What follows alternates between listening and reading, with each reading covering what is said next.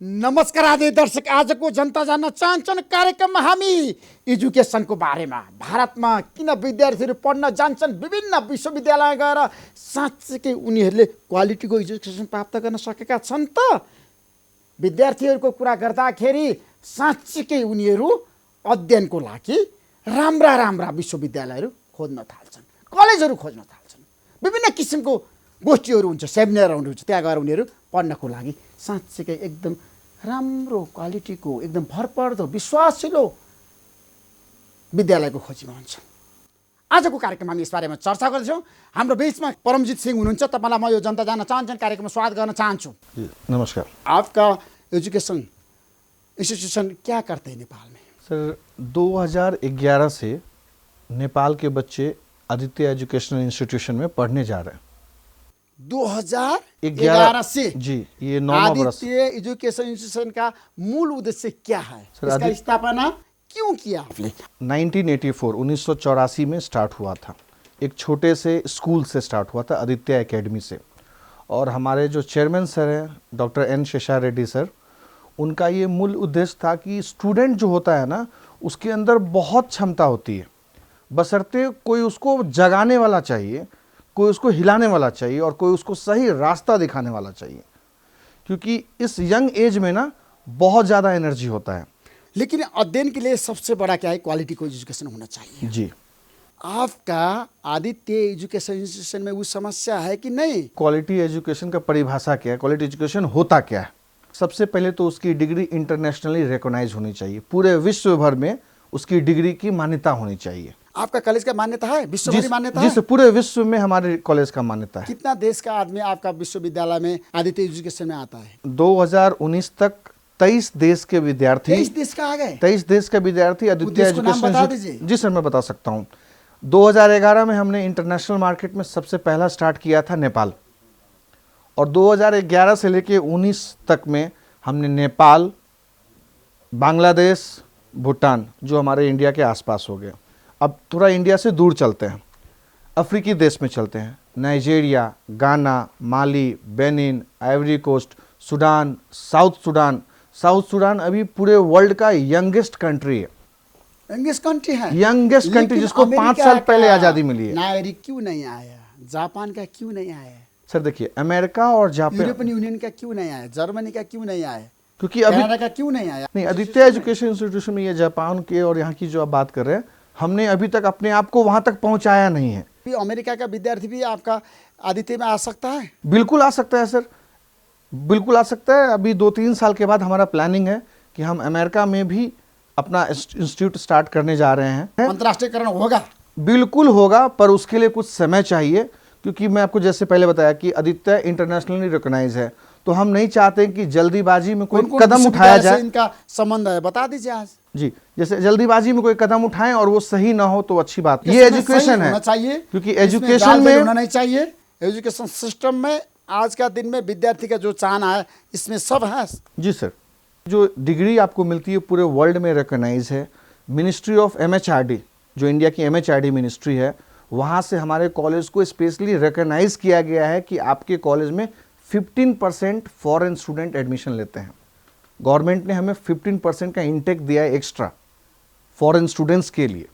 अंतर्राष्ट्रीय विश्वविद्यालय से आपका कौन कौन विश्वविद्यालय से संबंध है? IU बोल के एक है USA में, उससे हमारी टाइप है मास्टर प्रोग्राम के लिए। जैसे महिला शिक्षा में आपके कॉलेज का क्या भूमिका हो गया है? महिला शिक्षा की जब हम बात करते हैं तो पर्सनली मेरा खुद का मानना है और पूरे इंस्टीट्यूशन का मानना है कि महिलाओं को सबसे ज़्यादा शिक्षित होना चाहिए आज के समय में, क्योंकि हर एक परिवार में महिला है, और जब तक परिवार शिक्षित नहीं होगा तब तक समाज शिक्षित नहीं हो सकता है। इसके लिए नेपाल का महिलाओं और विद्यार्थी के भी आपके कॉलेज में संबंध है? जी सर, हमारे कॉलेज में इस वक्त 25 से ज़्यादा लड़कियां नेपाल से हमारे यहाँ पढ़ रही है। हमारे यहाँ गर्ल्स हॉस्टल, गर्ल्स नेपाल का आपका कॉलेज में अध्ययन कर रही? जी सर। आपके कॉलेज में महिला पढ़ने के लिए कोई समस्या नहीं है? जी बिल्कुल। नेपाली 25 लड़की अभी पढ़ रही है, अभी पढ़ रही है इंजीनियरिंग में भी और फार्मेसी में भी। लेकिन आपने निःशुल्क पढ़ाया कि उसमें पैसा लिया? ये 25 लड़कियां हैं, जिसमें से 11 लड़कियां अभी इस वक्त इसी साल एडमिशन लिए हैं, जिनको हमने प्रदेश नंबर 2 में, जो वहाँ के मुख्यमंत्री हैं राउत जी, उनको हम उन्होंने रिक्वेस्ट किया था कि हम उनका एक प्रोग्राम है बेटी बचाओ बेटी पढ़ाओ, प्रधानमंत्री का भी है कि बेटी बचाओ और बेटी पढ़ाओ, तो हमने कहा कि हम इस चीज को इंडिया तक ही नरेंद्र क्यों मोदी का रखें। एजेंडा भी हुई है, जी। लालबाबू राउत का एजेंडा भी हुई भी है, वही है, तो हमने कहा कि इसमें चलो दोनों ठीक को है, बीच दोनों में मिल जाते हैं। मिल जाते हैं। सर, भारत और नेपाल जस्ट एक पड़ोसी देश नहीं है, हमारे संस्कृति भी सेम है, दोनों देश तो के हम बीच अलग में हुए संबंध कहाँ? में बहुत सुमधुर और प्रगाढ़ है। जी। लेकिन आपने 2 नंबर प्रदेश को लड़की को क्यों चुना? 18 लड़कियों को सीट दिया था, 100% स्कॉलरशिप। लड़कियों से ट्यूशन फीस के नाम पे हम 1 रुपया भी नहीं लेते सर। 1 रुपया भी जी लड़कियों से नहीं लिया है उनसे। क्यों? हम अपने तरफ से पढ़ाएंगे, हमारा भी तो कोई धन बनता है, हमारा भी तो कोई जिम्मेवारी है ना सोसाइटी के लिए। आदित्य एजुकेशन इंस्टीट्यूशन में अभी तक कितना लड़की पढ़ रही? जो हमारा हॉस्टल कैपेसिटी है उसके हिसाब से हमारे कैंपस में लगभग 6,500 लड़कियां पढ़ रही है। आदित्य 6,500 लड़कियों का एजुकेशन देने के लिए आपका कॉलेज सक्षम है, बिल्कुल कोई सक्षम। समस्या नहीं है। कोई समस्या नेपाल नहीं। से कितना लड़की है? नेपाल से 25 लड़कियां हैं, क्योंकि लड़कियों सिर्फ प्रदेश नंबर 2 का। नहीं, पूरे नेपाल से, लालबाबू राव से आपका कनेक्शन बहुत अच्छा है। क्योंकि वो पहले टीचर थे ना, तो हम तो शिक्षा वाले लोग हैं, तो सभी शिक्षा के लोग हमारे लिए हमेशा द्वार खुला है। प्रदेश कभी भी नंबर 2 में लड़की को एजुकेशन देने के लिए आपका कोई समस्या नहीं है। कोई समस्या नहीं है। प्रधानमंत्री नरेंद्र मोदी की बेटी की शिक्षित करने के अभियान में आपका कॉलेज कैसे योगदान कर रहा है? भारत गवर्नमेंट उन इंस्टीट्यूशन पे कोई टैक्स भी नहीं लगाती है, तो हमारा भी एक कर्तव्य बनता है कि हम अपने समाज के लिए, अपने सोसाइटी के लिए करें। अब बात रही कि हम नेपाल में क्यों किए। भारत में भी बहुत अवसर है। नेपाल के बच्चे बहुत अच्छे होते हैं, डिसिप्लिन मेंटेन करते हैं। हमारे कॉलेज में class topper, campus topper, university topper, gold medallist सब नेपाल से आते हैं। इतने अच्छे बच्चे हैं। अब जिस नेपाल ने हमको पिछले 9 साल से इतना इज्जत दिया, मान सम्मान दिया, क्या हम उसके लिए कुछ नहीं कर सकते हैं? हमारा भी तो दायित्व बनता है कि हम उसके लिए भी कुछ करें। परमजीत जी, एजुकेशन में तो व्यापार होता है। देखिए, व्यापार होता है पर कुछ जी, जैसे हम लोग भी अपने कैंपस में एक अलग सा कैंपस बनाया है गर्ल्स हॉस्टल के लिए। चारों तरफ सीसी कैमरे लगे हैं। बच्चा बिना घर में बात किए हुए, नेपाल भी गार्जियन को फोन आता है, उसके बाद ही बच्चा हॉस्टल से कहीं बाहर जा सकता है। इतनी सिक्योरिटी हम आपके देते हैं। कॉलेज में नारियों को पढ़ने के लिए कोई समस्या नहीं है। बिल्कुल कोई सम्मान, इज्जत, प्रतिष्ठा मिलेगा। बिल्कुल मिलेगा क्वालिटी सर, एजुकेशन मिलेगा। बिल्कुल मिलेगा। कहीं कहीं समस्याएं हुई हैं, पर ये डिपेंड करता है कि जिस इंस्टीट्यूशन में आप पढ़ने जा रहे हो उसका मैनेजमेंट कितना स्ट्रांग है। नेपाली छात्र को उस कॉलेज में पढ़ने के लिए क्या क्या मिल सकता है? सर, जैसे इंजीनियरिंग कोर्स पढ़ सकते हैं बच्चे, फार्मेसी पढ़ सकते हैं, business management, computer application, nursing, master programme है, और कुछ नए कोर्सेस हैं जो मतलब बहुत ही ट्रेंडिंग कोर्सेस हैं।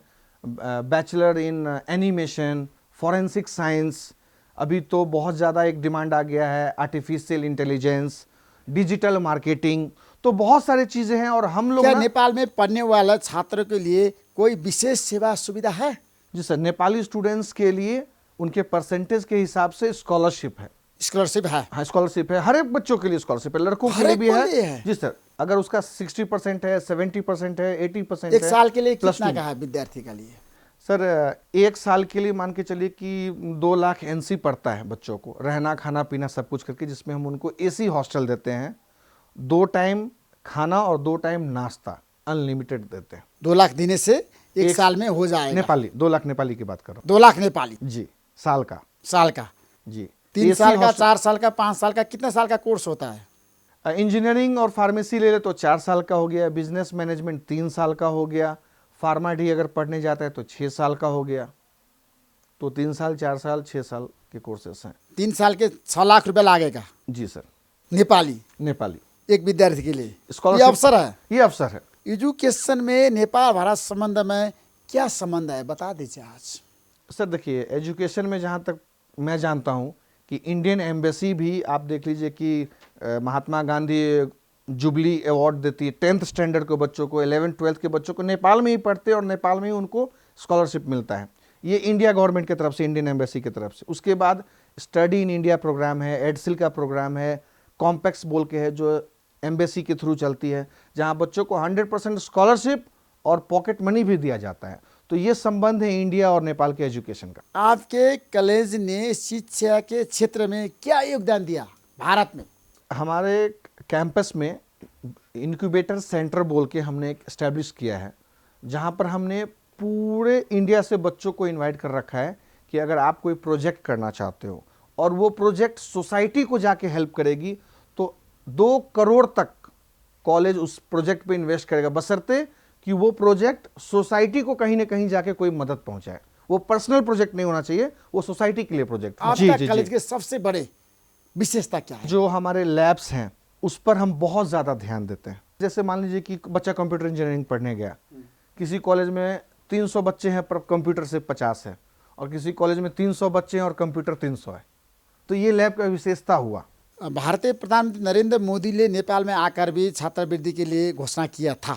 जी, आप भी घोषणा करना चाह रहे हैं। जी कितना फैसिलिटी मिलेगा आपका एजुकेशन इंस्टीट्यूशन में? सर, हर बच्चे को मिनिमम 20% स्कॉलरशिप मिलेगा मिनिमम हर बच्चे को, और ये स्कॉलरशिप 50% तक जाएगा बच्चों के अपने परसेंटेज के हिसाब से। क्वालिटी एजुकेशन होना चाहिए, आज का विद्यार्थी का सबसे अहम एजेंडा वही है। जी, आपका आदित्य में है? जी सर, हमारे क्वालिटी में आप कंप्रोमाइज नहीं क्वालिटी करिए। में हम लोग कोई कॉम्प्रोमाइज नहीं करते हैं। एजुकेशन में सबसे बड़ा जी क्वालिटी आज का विद्यार्थी का रुचि, चाहना और सबका साझा एजेंडा है। क्वालिटी एजुकेशन में कोई कॉम्प्रोमाइज हम नहीं करते। लेकिन हमारा देश में तो एजुकेशन में व्यापार होता है, आपका देश में नहीं होता है।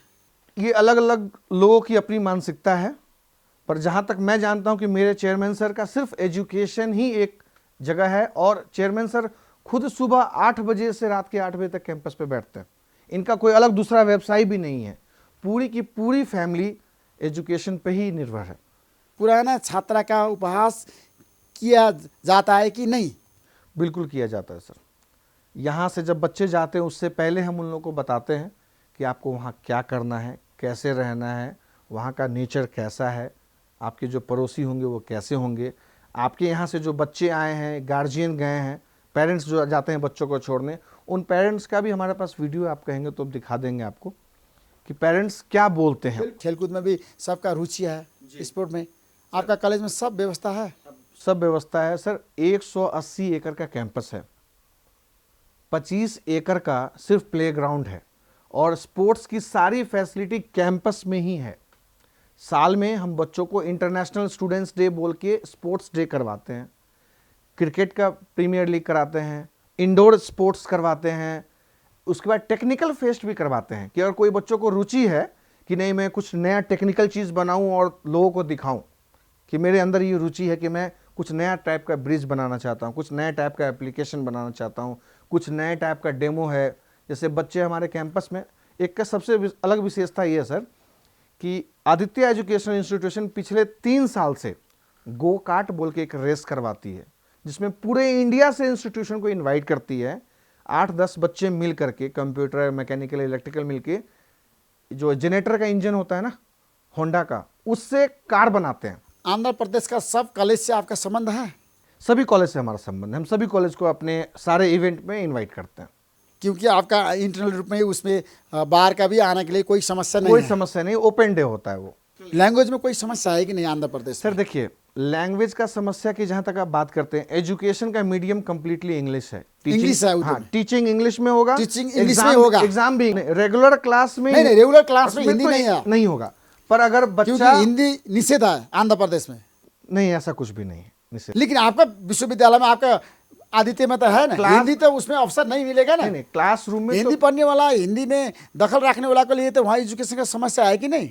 उनके लिए समस्या है, पर उनको इंग्लिश का क्लास दिया जाता है, एक्स्ट्रा क्लास। उनको जब जिनको प्रॉब्लम है उनको एक्स्ट्रा इंग्लिश क्लास देकर उनको ट्रेंड किया जाता है। भारतीय विद्यार्थी कम है आपका कॉलेज में अध्ययन करने के लिए? नहीं, भारतीय विद्यार्थी का तो 100% सीट है। अभी 15% कितना विद्यार्थी है? आदित्य एजुकेशनल इंस्टीट्यूशन स्कूल से लेके सारे कॉलेजेस मिला के 50,000 विद्यार्थी पढ़ते हैं। 50,000 विद्यार्थी पढ़ते हैं? और सिर्फ इंजीनियरिंग, फार्मेसी, मैनेजमेंट और डिप्लोमा मिला करके 15,000 बच्चे पढ़ते हैं हमारे यहाँ। 15,000 बच्चे डेली पढ़ने आते मंथली हैं। आमदनी कितना है?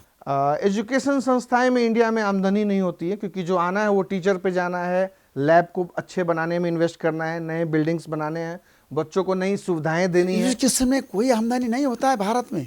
ऑन द रिकॉर्ड कोई आमदनी नहीं है, इसीलिए भारत सरकार ने शिक्षा के ऊपर कोई टैक्स आज तक नहीं लगाया।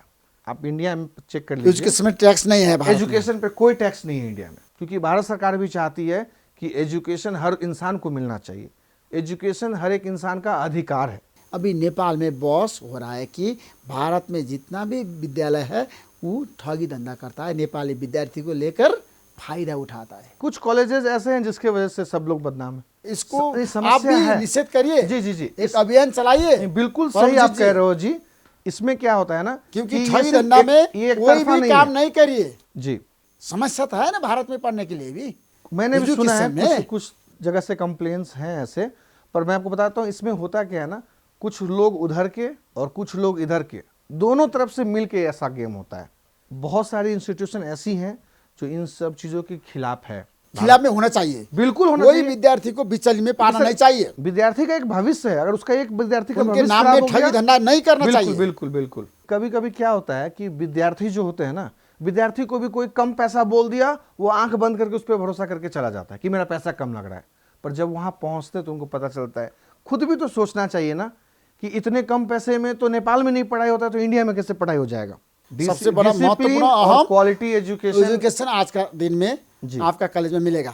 बिल्कुल और मिलेगा सर। डिसिप्लिन है। इसके लिए मैं आपको आश्वस्त करता हूं कि आपको कभी भी किसी भी प्रकार का कोई बात हो, आप मेरा नंबर रख लीजिए, आप मुझे डायरेक्ट फ़ोन करके मेरे साथ डायरेक्ट सवाल कर सकते हैं कि ऐसा कैसे हुआ। नेपाल में जितना भी विद्यार्थी को हर साल लेकर जाएंगे ना, जी, उनमें पहले इनका सब समस्या के बारे में, समाधान के बारे में, विद्यार्थी का विषय वस्तु के बारे में अवगत कराएंगे आप। सर हम लोग जब यहाँ से बच्चे जाते हैं उससे पहले बच्चों को और गार्जियन को एक एक चीज़ बता देते हैं कि आपको ये फैसिलिटी मिलेगा, ये सब चीज़ें आपको नहीं मिलेंगी, आपको इतने पैसे लगेंगे, इसके अलावा 1 रुपया नहीं लगेगा। क्योंकि जब हम बच्चों से बात करते हैं तो पैकेज पे बात करते हैं, इतना पैकेज है, मतलब यहाँ से ही 2 सब लाख कुछ- में विद्यार्थी आपका आदित्य में पहुंचेंगे तो उधर जाके 4 लाख 5 लाख लेने के लिए आपका कोई धंधा नहीं है। यहाँ जाने से पहले ही हम बच्चों को एक लेटर देते हैं जिसमें हर चीज़ लिखा है कि जून महीने में कितना देना है, दिसंबर में कितना देना है, टोटल 4 साल में कितना देना है, एक एक पैसा उस पर लिखा होता है। वो एक एग्रीमेंट कॉपी है। एग्रीमेंट विपरीत काम नहीं होगा। बिल्कुल हो ही नहीं सकता ना, मैं रिटर्न में दे रहा हूँ, उस पर मेरा सिग्नेचर है। आदित्य एजुकेशन इंस्टीट्यूशन में भारतीय नेताहरू का भी अध्ययन है। 8-10 आदमी को नाम बता दीजिए सर ना। मैं एक अच्छा उदाहरण आपको दे देता हूँ। सेलिब्रिटी का नाम बता दीजिए। मैं सेलिब्रिटी का उदाहरण नहीं देना चाहता हूँ, मैं एक आम स्टूडेंट, क्योंकि हर कोई सेलिब्रिटी नहीं होता है, मैं एक आम स्टूडेंट का नाम देता हूँ।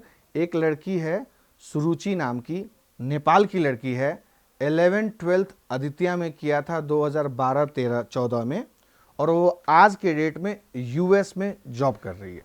मैं सेलिब्रिटी की बात क्यों करूं, मैं आम जनता की बात करना चाहता हूं। भारतीय राजनीतिक पार्टी का नेता, आंध्र ब्यूरोक्रेट्स, प्रदेश के डिप्लोमेट्स, कई नेता के बिजनेस बच्चे हमारे पर्सन यहाँ पढ़ रहे हैं, पढ़ कई रहे हैं। बिजनेसमैन के बच्चे पढ़ रहे हैं। जो हमारे चेयरमैन सर हैं, उनके दोनों बच्चे भी आदित्य में ही पढ़ाई की है अपनी सारी। आप समझ जाइए हमारी क्वालिटी पे हम कितना विश्वास करते हैं कि अपने सेलिब्रिटी बच्चों। का बेटा बेटी भी आपका एजुकेशन में पढ़ हाँ, लिया हाँ, है। आंध्र प्रदेश के कुछ सेलिब्रिटीज के बच्चे हैं जो पढ़ रहे हैं। बिल्कुल, और सबके लिए एक ही रूल है, एक ही नियम है सबके लिए, बिल्कुल। मंत्री का, प्रधानमंत्री का, नेता का, सबका, बिजनेसमैन का, सारे बच्चों को यूनिफॉर्म डिप्लोमेट्स पहनना का, है। बेटा बेटी के पढ़ने के लिए विशेष सुविधा नहीं है। कोई विशेष सबका नहीं, समान है। सबका समान है। क्योंकि इसीलिए हमारे कॉलेज में आप देखिएगा इंजीनियरिंग में भी हम बच्चों को यूनिफॉर्म देते हैं।